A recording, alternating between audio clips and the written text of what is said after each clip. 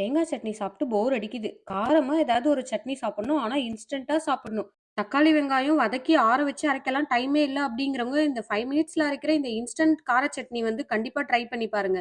இட்லி, தோசை, ஊத்தாப்பம் எல்லாத்துக்குமே வந்துட்டு இந்த ஒரு சட்னி வந்து அட்டகாசமான காம்பினேஷனா இருக்குங்க. கண்டிப்பா வந்து சேவ் பண்ணி ட்ரை பண்ணுங்க. ரொம்ப ரொம்ப சிம்பிளான இன்கிரீடியன்ட்ஸ் வச்சு டக்குனு 5 மினிட்ஸ்ல பண்ணிரலாங்க.